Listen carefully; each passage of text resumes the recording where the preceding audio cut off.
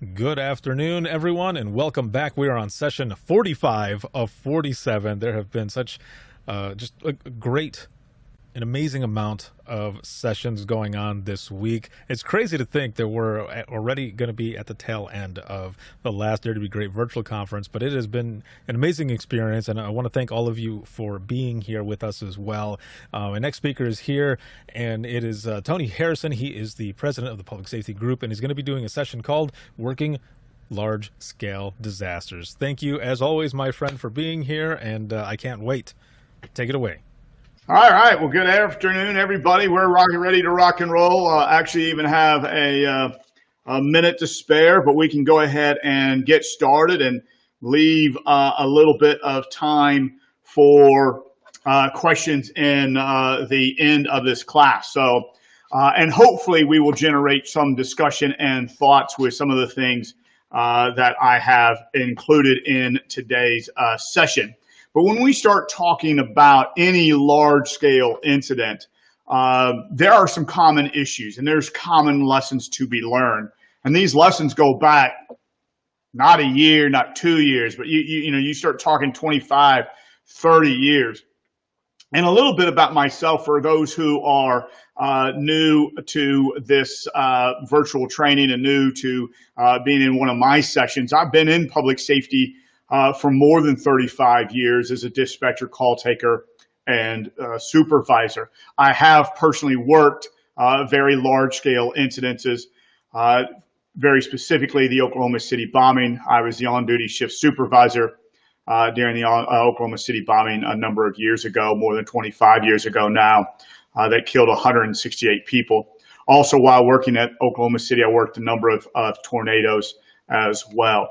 So these lessons are not only my personal lessons from working these types of incidences, but lessons that I have read in after-action reports and personal interviews with numbers of dispatchers and dispatch supervisors that have experienced these incidences. And I want to talk about some of these common issues and lessons, whether it be an act of terrorism, whether it be a natural disaster, flooding, tornadoes, whatever it is, we have lessons. And it drives me crazy when I hear people say that, some of the things that we're going to talk about today and what we can't do.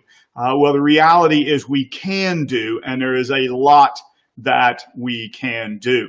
And these events can happen anytime, anywhere. If it is a tornado or hurricane or active assailant type event. It doesn't matter how large your jurisdiction is or how small of a jurisdiction that you live in. There is a disaster that is designed for your community. A number of years ago, one incident I like to talk about is an incident that occurred in Medina County, Ohio at the county fair. And virtually every jurisdiction in here has a county fair at some point in time. And a steam engine that was on a static display, a functioning steam engine, exploded and killed 4 people, injured more than 50. One of the people killed was a police officer that was working the fair. Now, Medina is a small town about 40 minutes south of Cleveland. And I would say that this was a major disaster for that town that day. They can happen anytime, anywhere. You just look at the number of active assailant events that we've had in the last 60 days around the United States. And we could spend 10 minutes just going through a list of those incidences. And then the many tornadoes that have already hit this year. Most of them have been fairly small with isolated damage. But depending upon the community, it may not even reach the 6 o'clock news or the evening news or CNN or Fox News that day. But it still might be a major incident for that community that it has occurred. So do not buy into the thinking that it won't happen here or it can't happen here. We're a nice community in rural Wyoming, or we're a nice town, and there's nobody in the school that would ever come and shoot up the school. That type of thinking is and can be disastrous. when we fail to plan for these types of incidences. And the first step is to do that, is to prepare your agency. Just looking at the comments here, there are a number of directors and supervisors in this class today. We have to prepare the agency to respond to that. And that first step is training. And I hear all the time, well, Tony, you can't train for something like that. Yes, you can.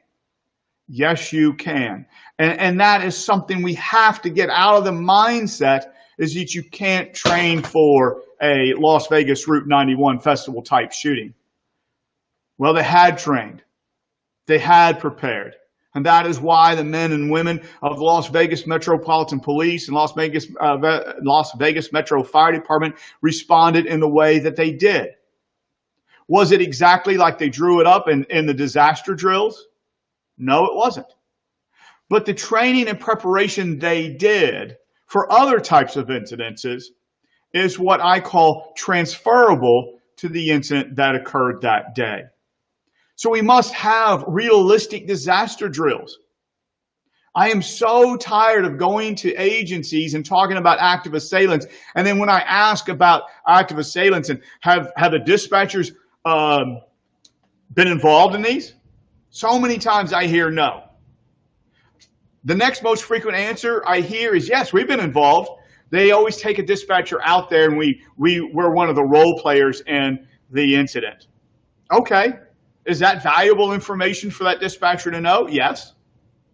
Is it what that dispatcher is going to be doing if this incident occurs in your jurisdiction? No, it's not. And always these disaster drills on active assailants end when the suspect is down. And folks, the incident is just starting when the suspect is down or the active assailant part of the incident has stopped. See, I have a chair over here next to me, and it is a four-legged chair, as most chairs are, four-legged. See, this disaster response is going to be a four-legged response as well. If we only train just one of the legs, this chair is not going to work. If we just train the police officers to respond to the active assailant, there's going to be issues because they're not going to respond by themselves. See, we're going to have a coordinated response of four: law enforcement, fire, EMS, and communications. And if we're not training together with realistic disaster drills, your agency will have a problem in the response to that incident.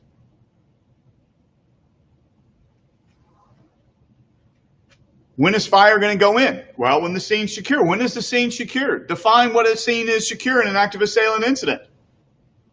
Most agencies now are saying as soon as the active shooting has stopped, fire and or EMS will enter the scene and begin to immediately render aid to those shooting victims. The scene is not secure in a traditional sense. You may not even know where the shooter is. Do you know what the policy is of your fire department to go into this situation? Under what circumstances will they? Because I don't want to see another situation where you have law enforcement inside saying, send in, fire EMS,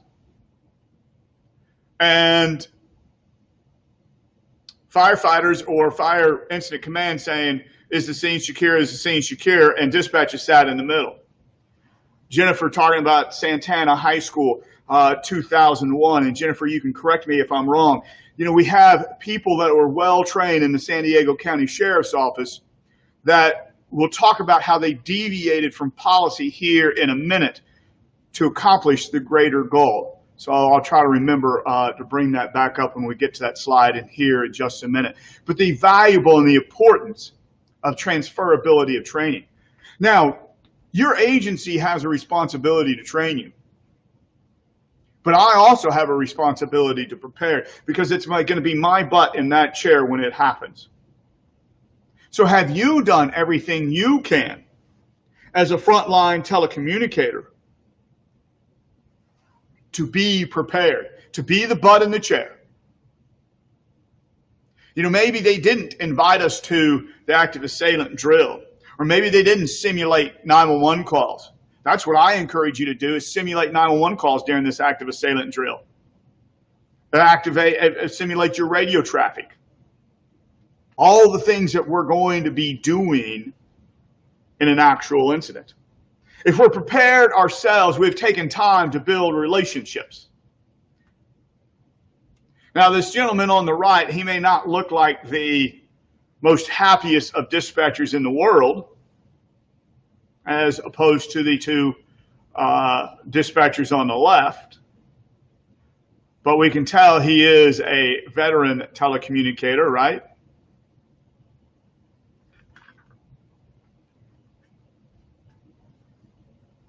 But let me say this. Not only do we take time to build relationships with inside our own communication center, but what are you doing to build relationships around all responders? Because when it hits the fan, I'm going to need my personal Rolodex. That ability, and some of y'all probably don't even know what a Rolodex is these days, but who do I know? When it hits the fan, how can I get things done? And that dispatcher on the right may look like a crusty old veteran, but he might be one of the best dispatchers we have. And has he taken time to build the relationships with the people that we need? Because no agency here is large enough that they will respond to an incident by themselves. We might have New York City PD in here. We may have New York City Fire Department in here today. But none of them, even the largest of agencies like that, are not going to respond by themselves. We're going to need other agencies. And when that dispatcher, one of those three dispatchers on that screen, pick up a phone and they call somebody, what is the relationship they have built with these other agencies? How do I get things done that nobody else can get done? Because I've taken the time to build relationships with that person at the power company, with that person at the school system, with that person at Red Cross, that person at the PSAP that's neighboring to us. You know, we all have our mutual aid plans. But I remember in one of the tornadoes, I was a shift supervisor at Oklahoma City. A tornado had hit one of our neighboring jurisdictions, and the comm manager at that center I'd known personally for probably 15 years at the time. And that night he called me for mutual aid. It was a fairly large tornado, and it crossed their jurisdiction, entered our jurisdiction, and done significant damage in both jurisdictions. And he said, Tony, I need help. You know, he needs police, he needs fire, he needs a lot of help. And I said, I don't have anybody to send you. I don't have anybody. Because we were so busy dealing with our own damage, we couldn't send mutual aid to a city that, and you know, in the aftermath, when I talked to him, he goes, Tony, that is the first time I've ever called Oklahoma City and been told they didn't have anybody. We couldn't help. You know, we couldn't help. So he had to go to the next level of mutual aid. What is your plan? What is your backup plan? What is your plan B? What is your plan C? When it hits the fan and things aren't working, what's your plan B? You know, I was talking to an agency and some attorneys recently about a lawsuit that's occurring in another part of the country about an ambulance not getting assigned in what some people believe is a timely manner. And when something happens and it's not working, what's your plan B? Okay? What if your radio system goes down? What are you going to do? In some of the tornadoes, I know of incidences in other jurisdictions where you're getting people calling for rescues after the tornado, and all of a sudden the fire department has nobody to send to all these rescue calls that are coming in. And we're still waiting for the other outside mutual aid departments to arrive, but we still have people calling up and saying there's somebody trapped in this house. And what have several of these agencies started to do? Dispatch deputies, dispatch police officers to rescue calls. Why? Because there's no firefighters to respond. There's somebody trapped in their storm cellar. They need help getting out. I don't have the fire department to send. They're all already on other rescues. So you send a deputy.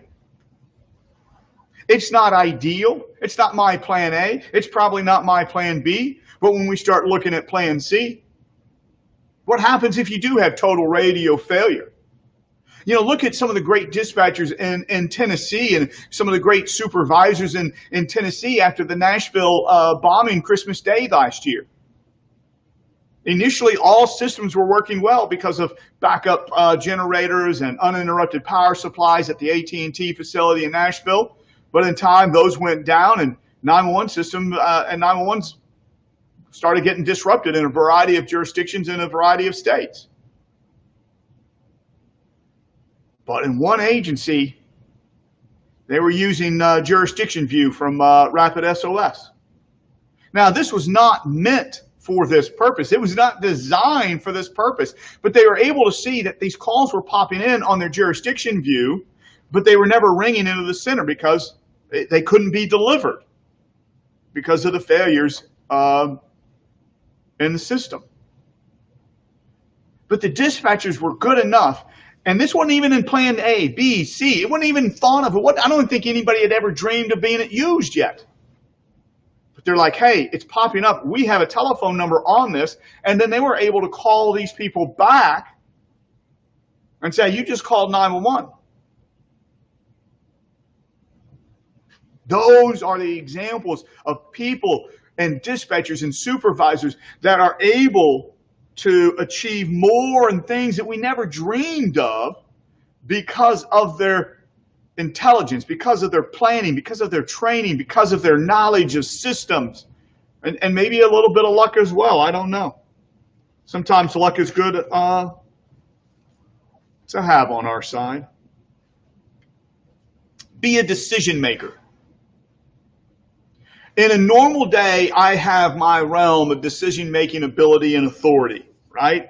Every one of us does in the communication center.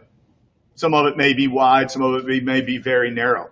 But when it hits the fan, what I need people to do is expand that decision-making ability and authority. If my decision-making ability and authority as a frontline telecommunicator on a normal day is fairly narrow, I need you to expand that out.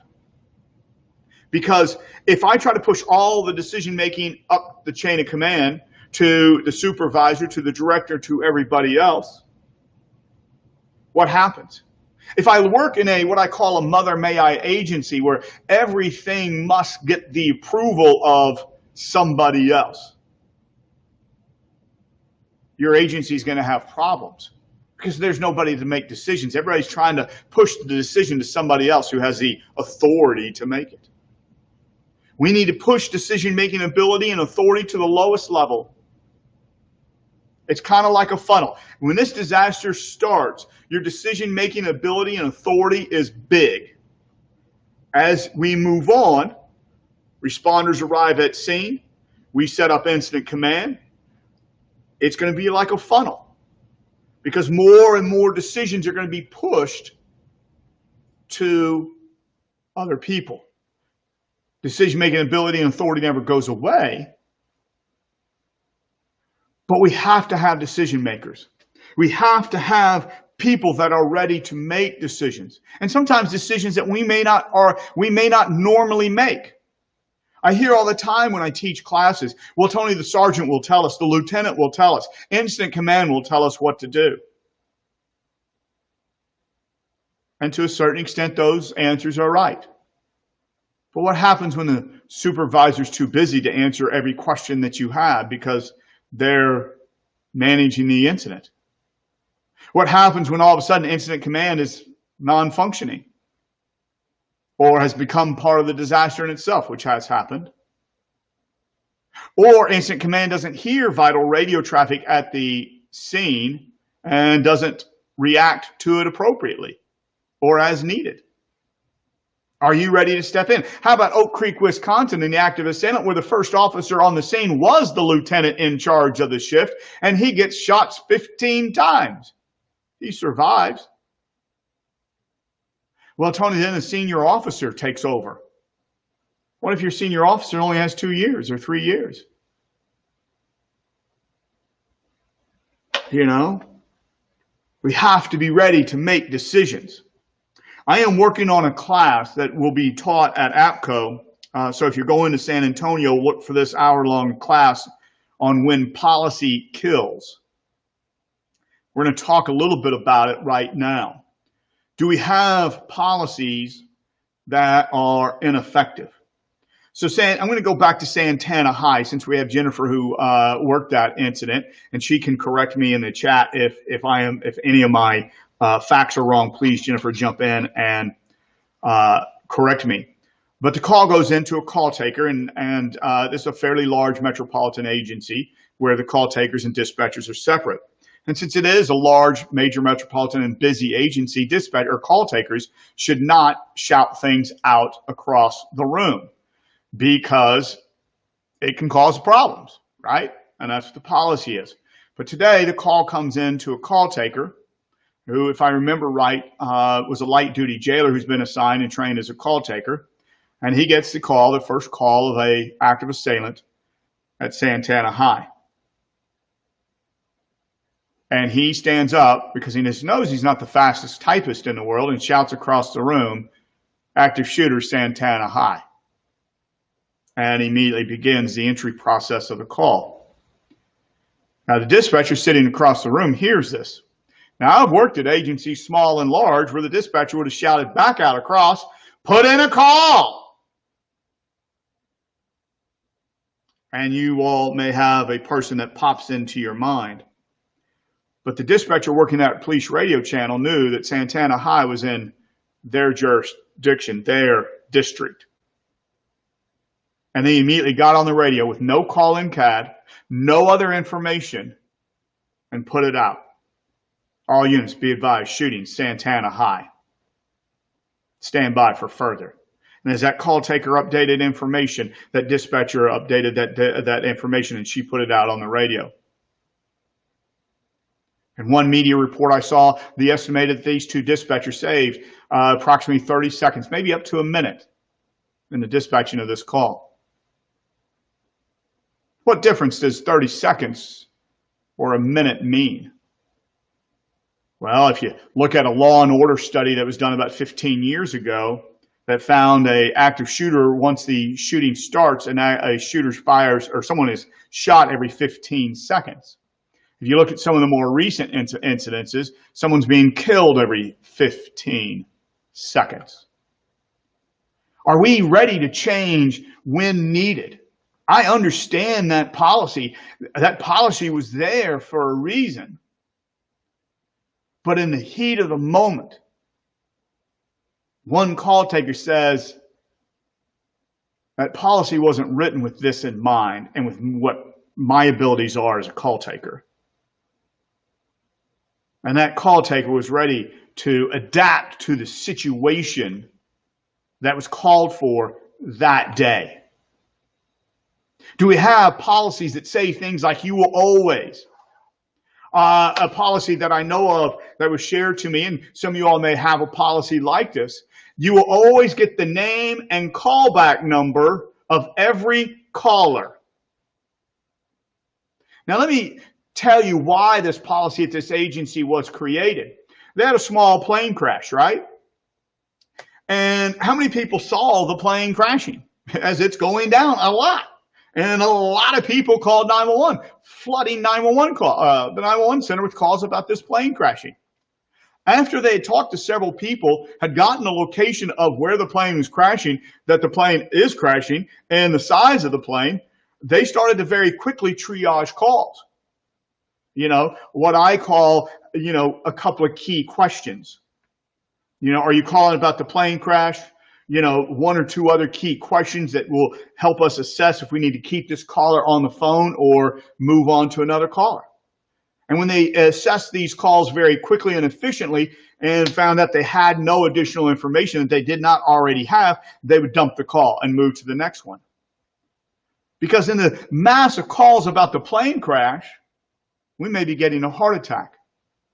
And every second I spend on people who have no other information about this plane crash is a few more seconds delaying me getting to this call of this person having a heart attack, right?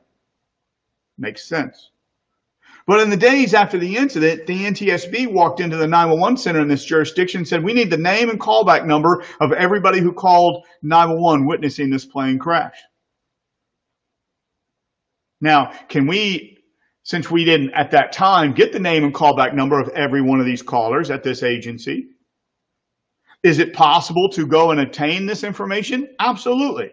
Is it going to take the NTSB some time to assemble the information? Absolutely. Here's all the 911 calls. Here's all the 911 records. If you want to call them and interview them, here's all the information. You have all the time in the world to go do that. But the policy came out in the aftermath of this incident. You have to get the name and callback number of every caller because somebody may need to talk to one of those callers. And does that make sense? It does.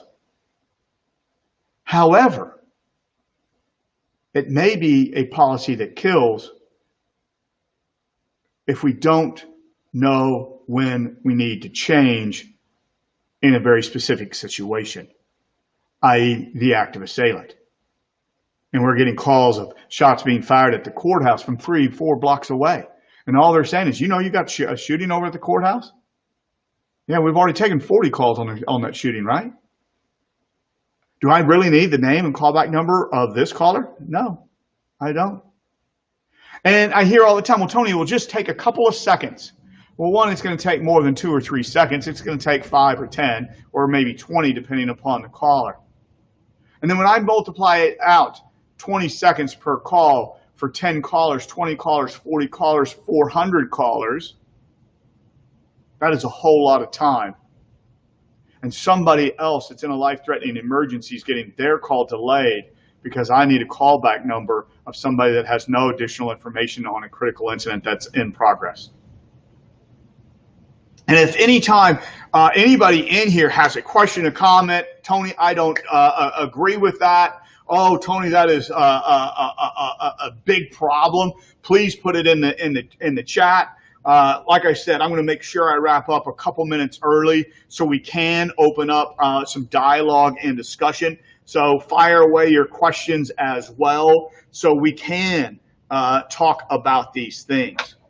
Do we train people to always do X or always do Y? You know, I hear all the time, Tony, if I don't do this, they're going to write me up. So they're so afraid that even though the thing tells us, common sense tells me I need to do something that may be a little bit contrary to policy, I'm so afraid that I'm going to get written up Monday that I adhere to the policy, which may actually place somebody in danger.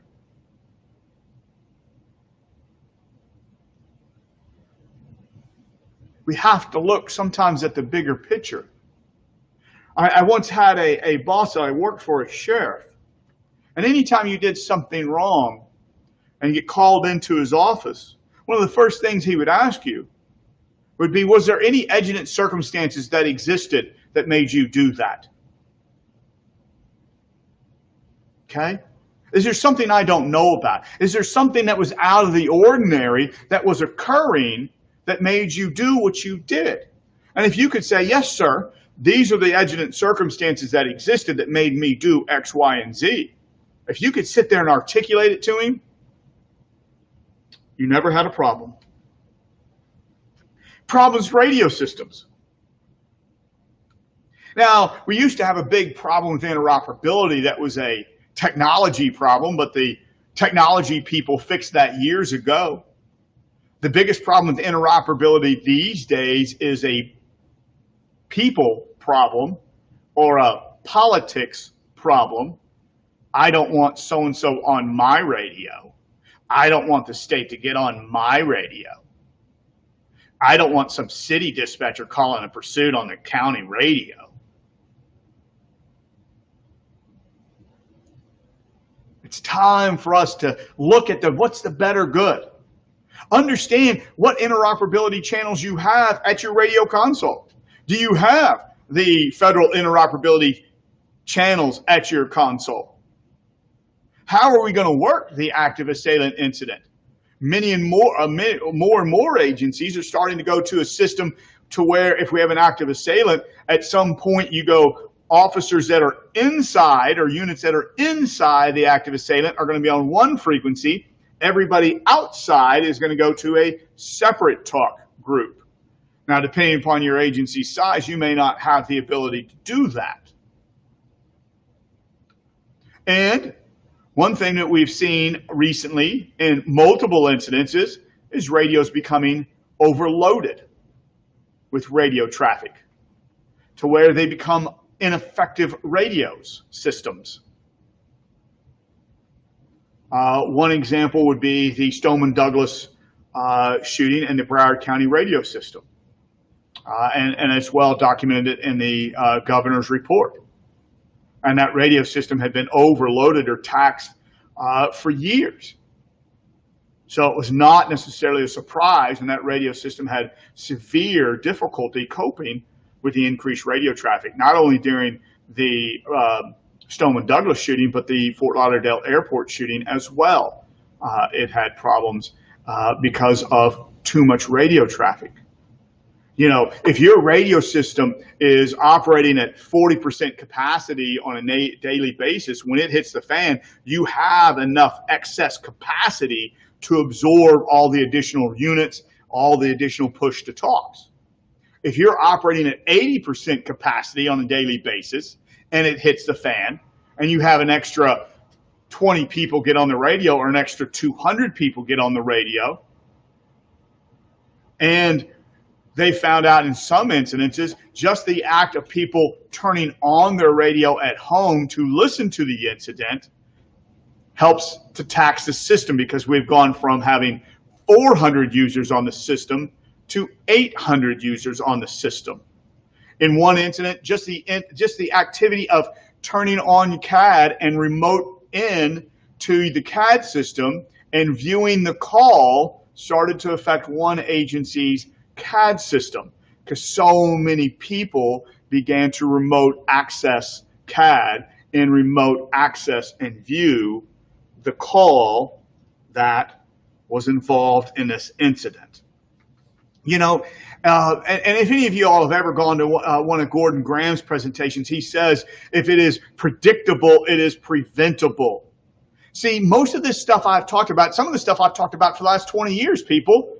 There's a few new slides in this presentation. There are some slides that I've been banging the drum for 20 years. And the thing that drives me crazy is I still pick up after action reports from last year or 2 years ago or 2 months ago, and you see the same issues. This stuff was predictable. We knew it was going to happen. So why didn't we prepare for it prior to it happening? We must be prepared to answer questions from citizens. We must be able to prepare to move information. Now, this is the typical call flow that we all do, and 98% of you do it extremely well. The citizen calls 911. You gather that information, and you dispatch that information, right? We do that extremely well. And we provide that to a responder, incident command, you know, the ambulance en route, the fire truck's on the way, the police officer's on the way, whoever. We move that information in that direction, and we do it extremely well. The problem is we're not moving the information back. We're not moving the information from incident command to dispatch. Do we know what's going on at the scene? And we've been provided with the accurate information. And do dispatchers provide that information to 911 so we can provide citizens with accurate, correct information about this incident? Some of the more recent examples of this is some of the civil disturbances. I know all kinds of agencies that started telling citizens, we're not coming. We're not coming to that. We're not coming to that. And serious situations that should have resulted in some type of immediate dispatch of emergency services was not happening in any number of jurisdictions. Because information is we're no longer responding. Well, someone's burning something a block away. Well, we're not coming. Someone's being beaten to death.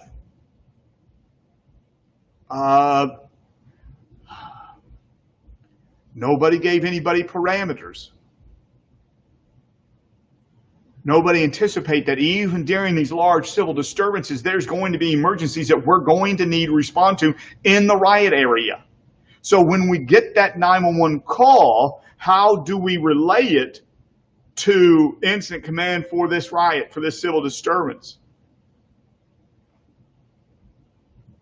Wildfire. Incident command has made the decision to evacuate some specific neighborhoods.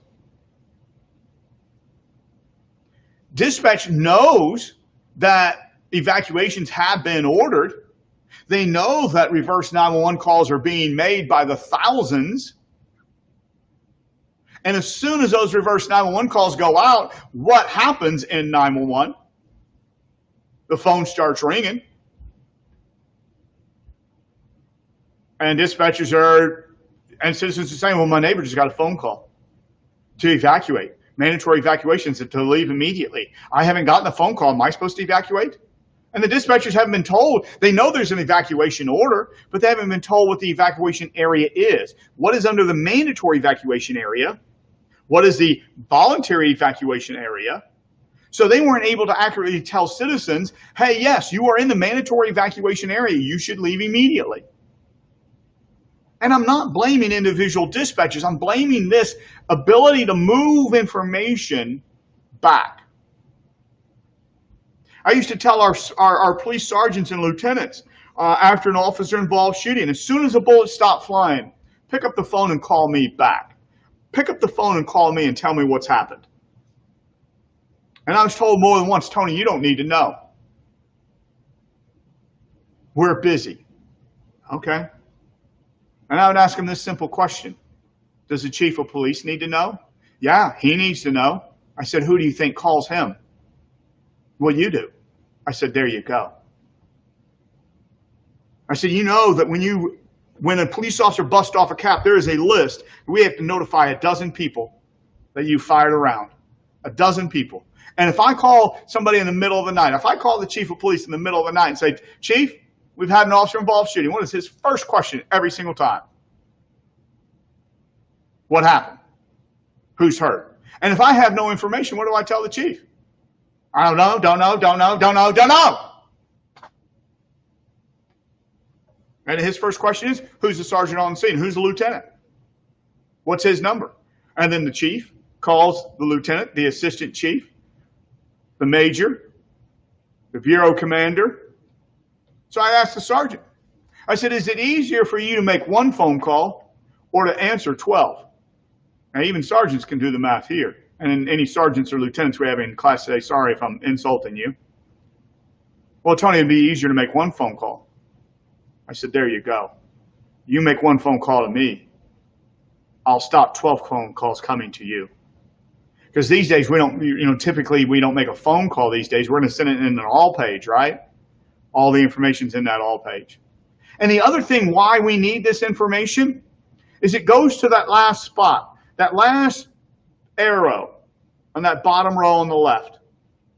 Citizens. As soon as your officers started firing shots in this neighborhood, what's happening? Citizens are calling 911. There's somebody shooting here.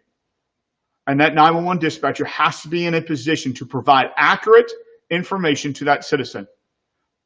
We have shots fired, officer down. The 911 dispatchers know we have shots fired, officer down. Lock your doors and windows. If you hear anything suspicious, call me back immediately on 911. Yes, there has been a shooting. Lock your doors and windows. If you hear or see anything suspicious, immediately call me back on 911. Boom, I can hang up and move to the next call. We have shots fired, suspect down, suspects in custody. Yes, ma'am, there has been a shooting. The officers are on scene. Everything's under control. We appreciate you calling, and we can disconnect and move to the next call. We have to be in a position to provide citizens with accurate and correct information these days. And I could give you another 10 examples of this breaking down. Call volume. You're going to see an increase in call volume. I don't think that is a surprise to anybody in this class. Now, there's a few things that studying a lot of these incidences will show us. Call volume is going to increase generally. Virtually almost every one of them, we see call volume increase. Now, the amount of the call volume increase becomes very dependent upon your incident. The time as to when your call volume peaks also depends upon the incident. All right, what am I talking about? All right, Sandy Hook. They didn't have a massive call volume peak immediately following the incident. They had a number of calls from inside Sandy Hook, but we're talking, like a half dozen. Now, why did they have so few calls from inside that school? Elementary school, kids don't have cell phones. All right? You change that to a high school, it's going to change your call volume and calls about that incident immensely. One of the shootings, Pittsburgh synagogue. The time from when the first shot was fired and the time the first 911 call comes in, almost 4 minutes. Now, I have not heard an exact reason why, but my educated guess is people either left their cell phones in their cars because they were going inside the synagogue to worship, or their cell phones were off, which would add to the delay. Okay? So what's our plan to handle the increase in call volume?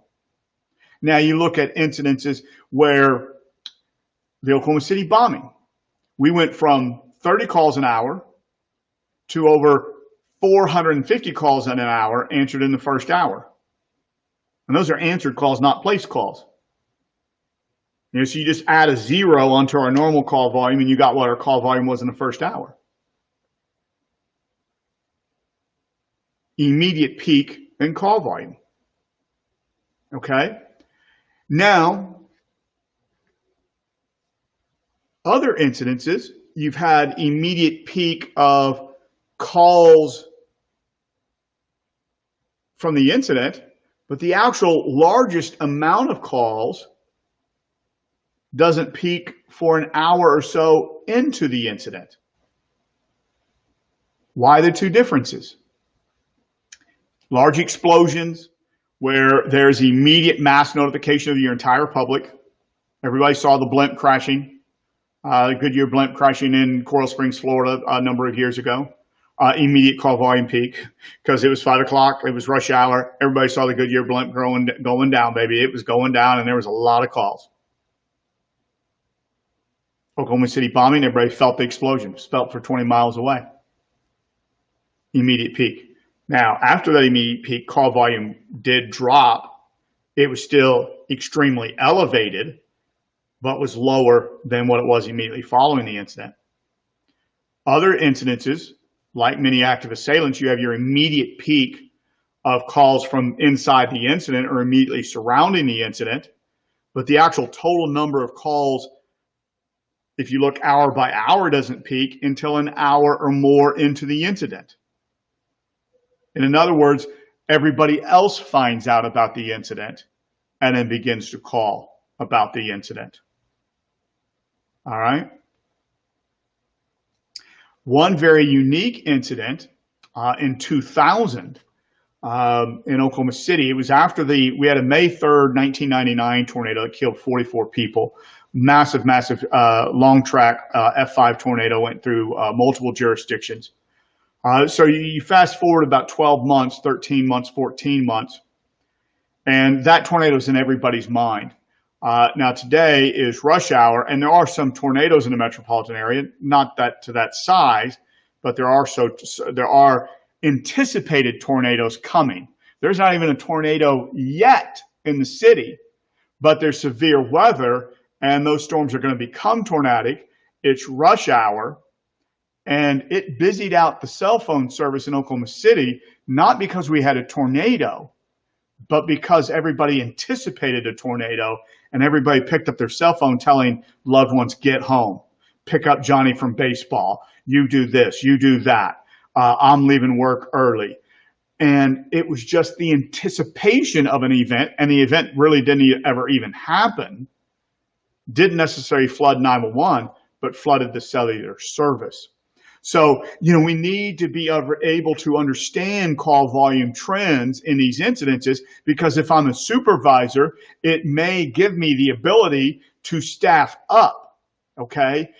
We may be able to go from having 4 dispatchers on duty to 6 in that first 20, 30 minutes, and be able to quickly come into play and staff up for the incident as it continues.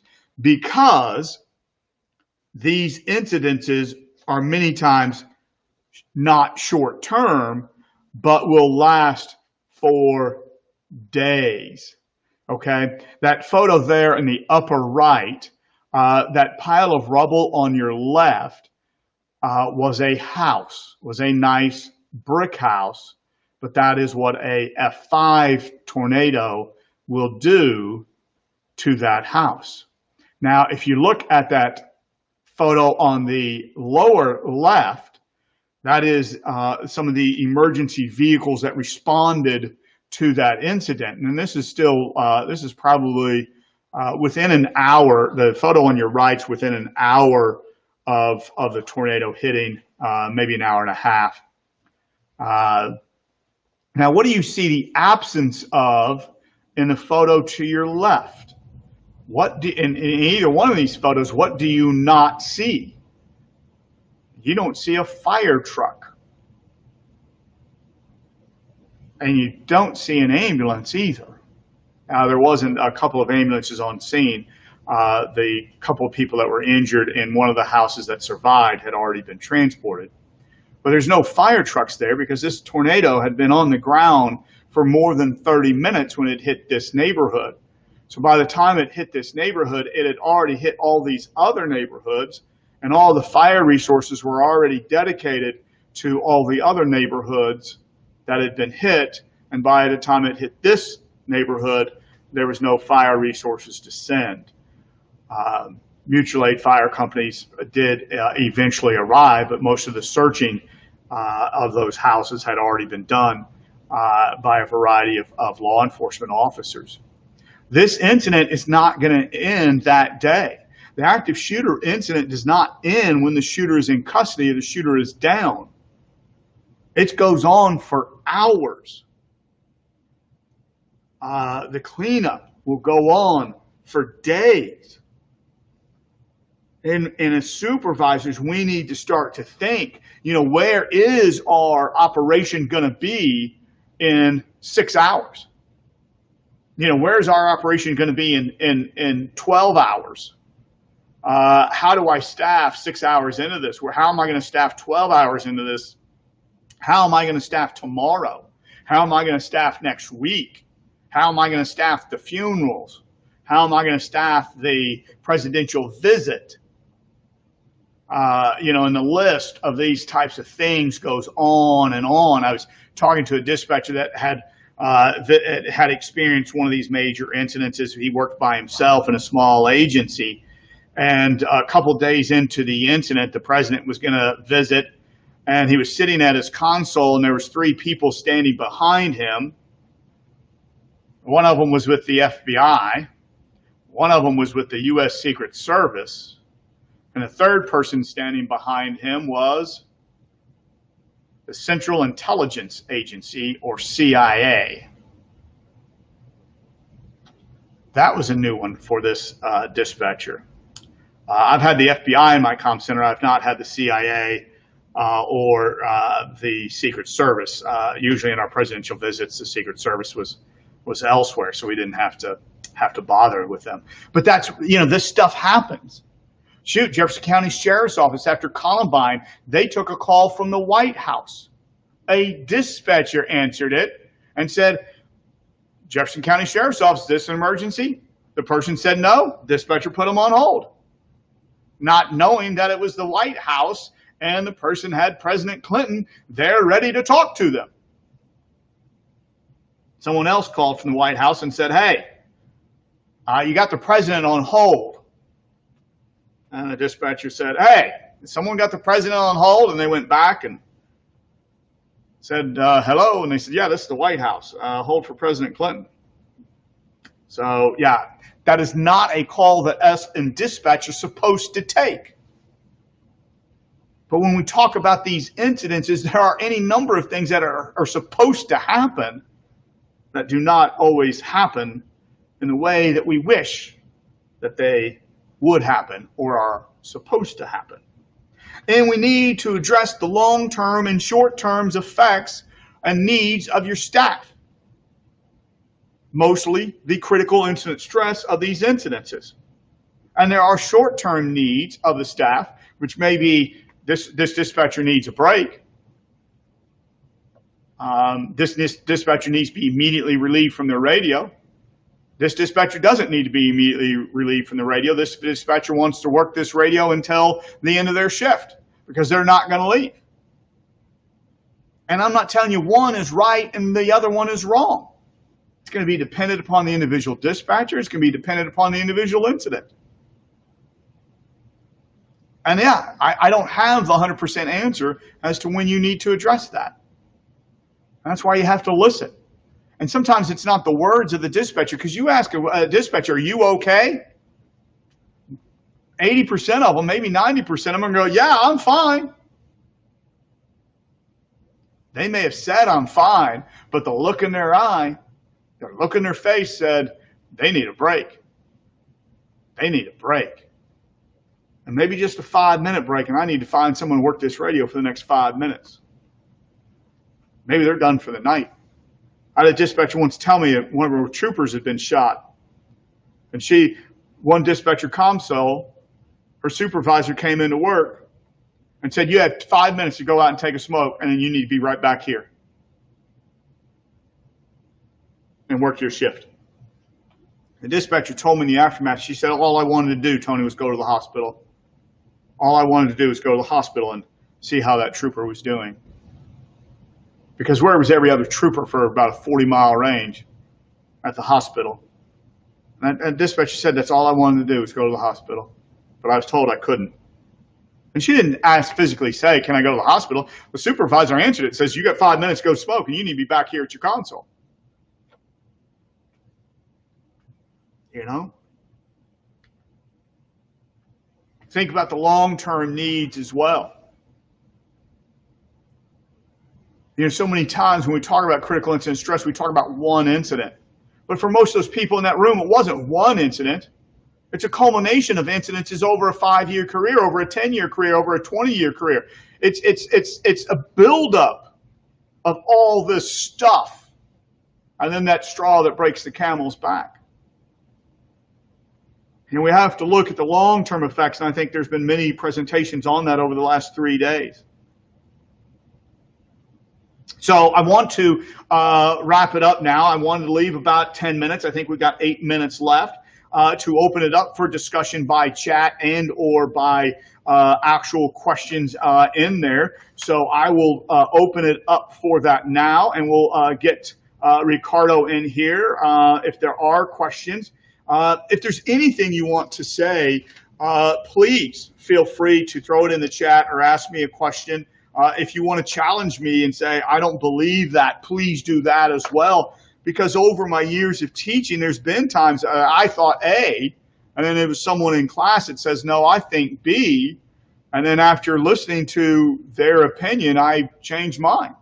So, you know, I am certainly not the only expert about this. So please, if anybody has any thoughts or questions, you are welcome to jump in. Excellent as always, man. I'm looking here, and it doesn't look like there's any questions in the Ask a Question section, but there were a lot of comments in here in the chat. So as we're all in here right now, any comments or thoughts or anything from the audience here on some of this information, you know, looking at the end there, I think that's one of the big things is that, you know, we end up looking at what's present, right? What's here and now as solutions for our groups, but we also have to think about that long term as well, right? Because I think that's one of the things that we don't look at. We're looking for that quick fix, and then but you have to think about the bigger the bigger picture. How is it going to pan out over, days, weeks, months, years? And for those who are coming into the center as well, how you're approaching different situations, how it's going to impact those that are coming in, right? Yeah. Yeah. Grady made a perfect comment there. Keep asking. And he's right. Keep asking, and sooner or later they'll cave into you and say yes. And maybe it's just to get you there to the scene. And that can be extremely valuable training, to see how your fire responds, to see how EMS responds, because you're going to coordinate that response. But can we simulate calls? Can we simulate radio traffic? I had a lieutenant tell me a year and a half ago, Tony, there's no role of the dispatcher in an active assailant. I'm going in there and I'm taking out the shooter. Well, how are you going to know where the shooter is? Right. Yeah, exactly. If there's potentially two shooters, the rare times there have been two shooters, you might want to know that too. Right. Also, the possibility of that shooter being the person who's calling in, because that does happen. The suspect will call in. Yeah, it's a rarity, but you have the Pulse nightclub shooter called multiple times to Orlando police. You have the incident up in Manchester at the beer distribution place. Omar Green, I think was his name. He called in as well. Yeah. Man, yeah, we had a shooting incident once, of course, years and years ago now, where something was going on there, and I remember that was a thought. Like while everything was going on, someone had said it out loud, like, what if the suspect ends up calling in? We're all like, you just put that out there in the universe. We'll see if that happens. And that person did call in, but it was a good thing. My partner who was taking that call was able to, in a way, keep that person calm and keep them talking. And then, we ended up losing them. The hard part about that was that, we were all there, and then it was shift change, and we didn't want to leave, but they were telling us, no, you guys, you got to go. You've been working on this too long. And we finally did. And I remember when we left, it was hard to leave. I didn't sleep much, but when I woke up, I immediately went to the news to see if there was anything there. And sure enough, there was. I mean, there was SWAT, there was all kinds of things, but man, that was a hard incident there. Yeah, I know of situations where, after 12 hours, supervisors saying, hey, you got to go. Try to get some sleep because we're going to need you back here in 8 hours. And Right. maybe get another 12. Yeah, exactly.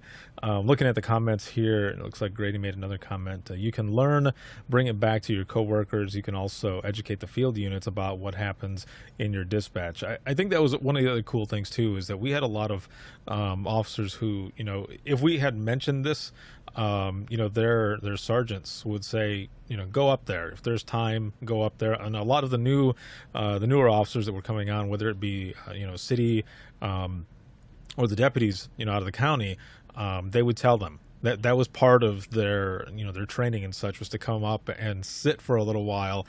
And, of course, you have those times where nothing is going on, but then when it hits the fan, you see their face and they're just like, this is exactly what you guys are doing. Like, yeah, this is what it's like on our end. But, Michelle made a good comment about the media, and I didn't address it in this class. Comm centers have to have effective policies of dealing with the media. I tried hanging up on them. They call back. You answer 2 calls now.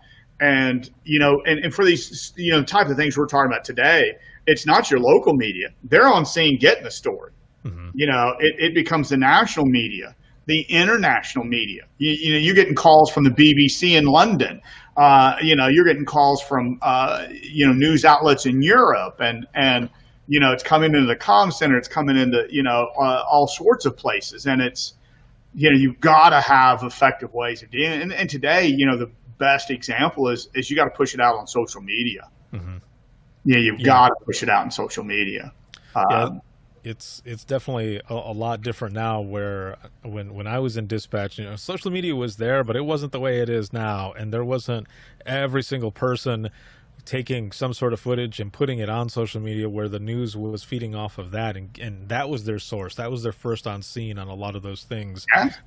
We always had media calling in on bigger events. You know, we had a huge fire that was going on in this beach area and was moving towards these $1 million homes, and they're calling, you know, getting information, and I can hear my partner in the background on the radio giving out the traffic, and they're asking me, what more information do you have? And I remember saying to the person, I can hear my partner in your background. You know exactly what's going on. And they said, okay, you're right. And then that was it. Then I hung up. But yeah, so the media now, I can only imagine how that is with a large scale event, because it's so different. Yeah, either you're putting the information out, the true accurate information, through your PIO, through, you know, Twitter, Facebook, whatever social media outlets your agency's hooked up into. And if you're not putting it out, Bubba and Arlene of Indianapolis is putting it out for you. And I can guarantee you what they're putting out on social media or saying to CNN Live is not accurate. Right. Yeah. You know? It's pandalirium. That's right. Yeah. You know, and it's just going to create more. Yeah, exactly. Well, thank you again, man, so very much for being here and for doing this session. It's a lot of great information. Everybody in the comments, you know, their responses and everything. Also, you know, the Discord community, you know, we've had Tony on there, and, you know, you guys can connect further that way, or any way you can find Tony on his website, the information that he had up there earlier, and on social media, and also all the amazing training that he offers as well with the public safety group. What are some of the ones that you have available and that you have coming up pretty soon? We've got virtual classes almost every week, running live virtual classes on Zoom. So Tracy Eldridge is teaching her new class, When High Profile Calls Have a Higher Impact, Monday. I Am Just a Dispatcher coming up. We got crisis intervention coming up, suicide intervention, all virtual. And we're also teaching in person all around the country. So jump on the website and, you know, take a look at, you know, where we're coming to your area, or host a class and send some of your people for free. So, you know, we're always looking for good quality host agencies, and just think, oh, you know, Tony, we're out in Idaho, you know, some of the best classes I've had in the middle of nowhere, Montana. You know, you think there's no way anybody's showing up to middle of nowhere, Montana, and then you have people driving 6 hours and you have a full class, you know, so I've never been able to come up with a formula of where to host them. So small towns, big towns, we'll go, you know. Awesome. Excellent. Stay in some weird hotels, I'll tell you that. Yeah, maybe even some haunted ones. Very nice. There was one in Ohio that the lady told us it was haunted. Oh, really? Yeah. Is it close to Columbus at all? Because that's where the National NINA Conference is going to be. No, it was up by Cleveland somewhere. It was it was some hotel that they had this big conference at, and they'd been there like 100 years, and they're like, oh, yeah, it's haunted, so. Oh, man. That's a look at that one.